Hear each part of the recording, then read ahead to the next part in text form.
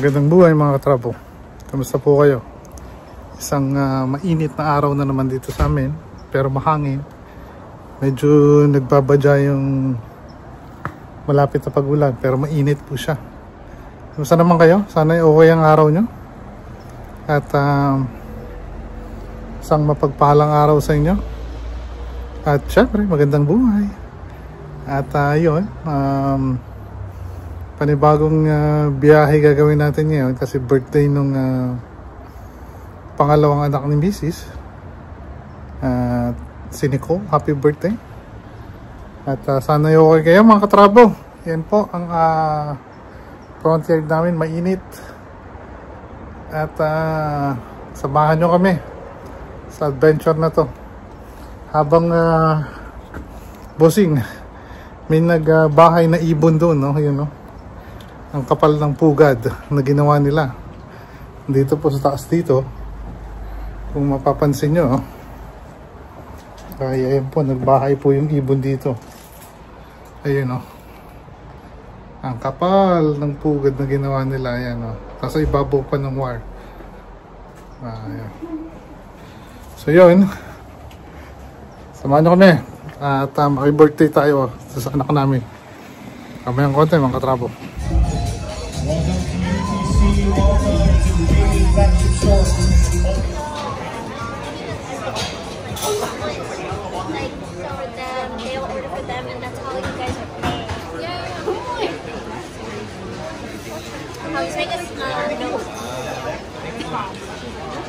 And then the birthday girl.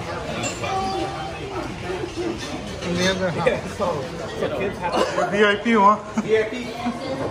Does VIP get a free t-shirt? When are you getting invited to your place? Whenever, we're always free. It's supposed to be a housewarming.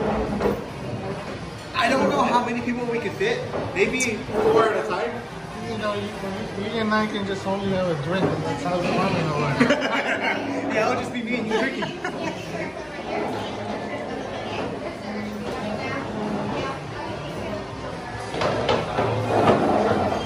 Are you gonna pay? No, Why? I don't make enough. It's your whole paycheck. Yeah, it's my whole paycheck that. Whole week.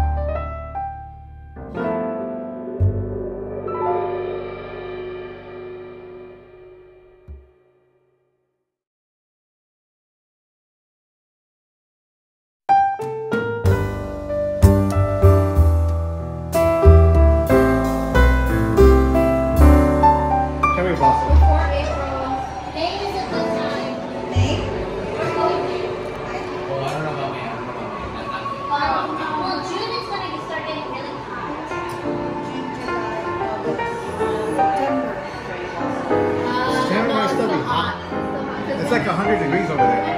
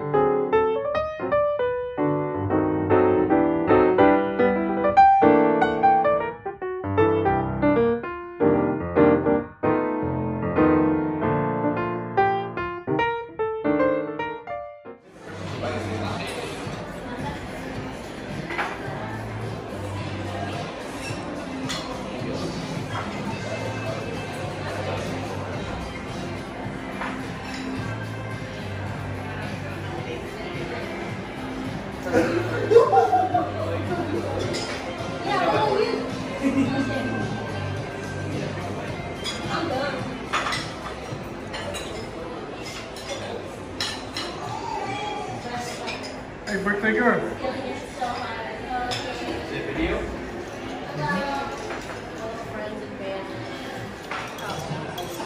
Taking video.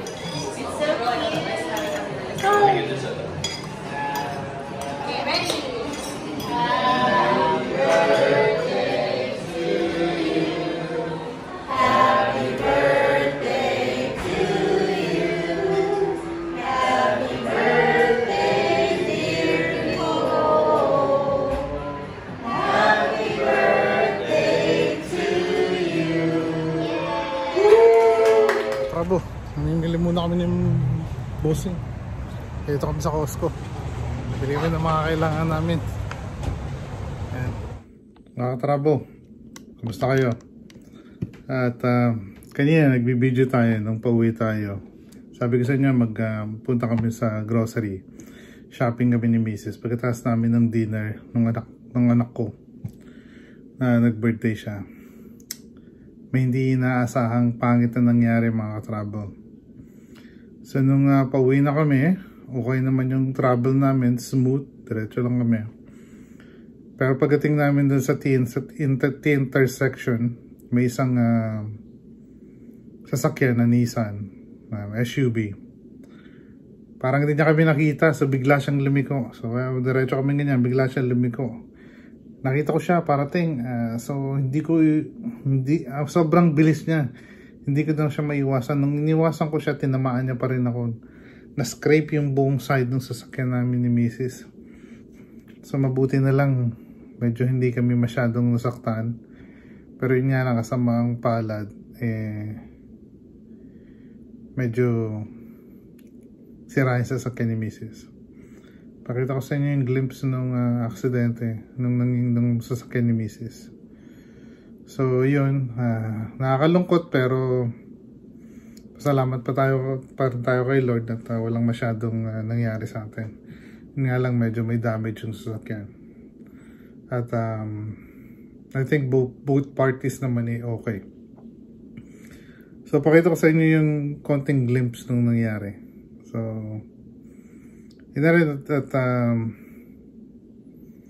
ingat po tayo lagi at magdasal tayo na sana okay tayo lagi at mag-iingat po pagdating sa daan, kasi kahit na gaano tayo kaingat, pag yung kasama natin sa daan hindi nag-iingat, maaari pa rin tayo mapahamak. So yun lang po at share ko sa inyo yung nangyari.